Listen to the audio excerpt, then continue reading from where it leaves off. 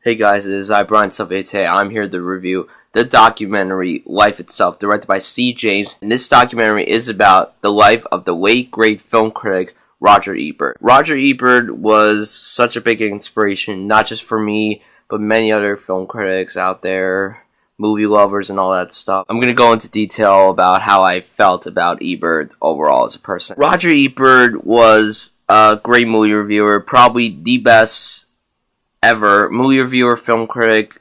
I guess he's more considered as a film critic because that's what he said in documentary. While there were times where I've disagreed with him, most of the time I agreed with him. Even if he disliked the movie that I liked, or if he liked the movie that I disliked, I understood what he was saying. He was a great movie lover, and he was definitely one of the best out there. And what happened to him last year, what happened to him over 12 years ago when he was diagnosed with cancer, was just awful. And you really dive deep into the story, not just of him right now, but of course his childhood, when he was on the show with Siskel and all that stuff. I was really excited for this documentary because, like I said, Roger Ebert was such a big inspiration for me.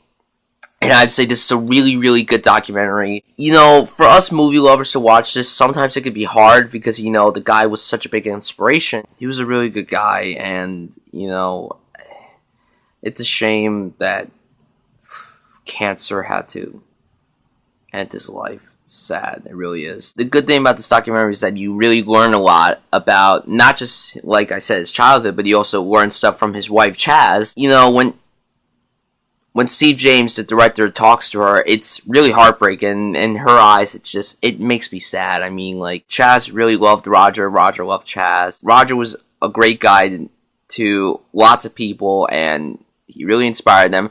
I learned a lot from this documentary that I never knew about. I never knew he had a problem with alcoholism. I never knew that. That was really, really upsetting when I heard about that. I'm like, oh my god, that's just awful. You even learned that while he was doing the show with Siskel, they had a lot of problems. They had problems. They really did not get along at first. I mean, they were from different, like, newspapers and all that stuff, but, like, when they disagree on films, they keep going. They keep going and going and going and yapping, and then you see some footage from when they film, like, their commercials or episodes, and they make mistakes, and, like, Roger's like, you did that, you did this, and Siskel's like yapping, like, it's oh man, it's like very, very intense. And they also show scenes from him in the hospital.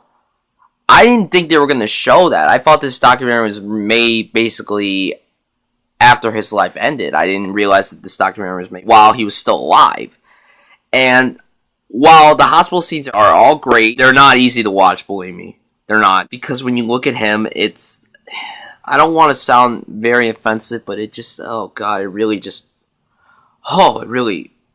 impacted me. It really did. And I'm sorry I keep rambling, but this was just a very important documentary. This is a very important documentary for us film lovers and movie buffs and all that stuff. So if you really love movies, please watch this documentary. I kind of wanted more interviews from his family. I would have loved to see more from his family. I know we get a lot from his wife. You know, it's just great seeing how much Chaz meant to Roger and everything. This was a good documentary. I don't think it was like a fantastic documentary, but some people have said this is fantastic, and I can understand that, but to me, it was just a very, very, very good documentary. I'm giving it an A-. I think it's probably one of the better documentaries I've seen in recent years. I'm not much of a documentary watcher, so like, this was a very interesting documentary for me to watch, and I think if you're a film lover, like I said, you should watch this. It's really, really something important for you film lovers to watch. Even if you just like movies and want to see someone about someone who loved movies, please watch this documentary. It's worth your time. So guys, if you've seen Life Itself, tell me down below, what did you think of it? It's currently playing in select theaters and VOD, so you don't have to worry about it if you can't find it at a theater near you. What's your favorite documentary? Hopefully you guys enjoyed this one. Let me know what you thought of it down below. Once again, as always, guys, thank you so much for watching my review, and I'll see you soon.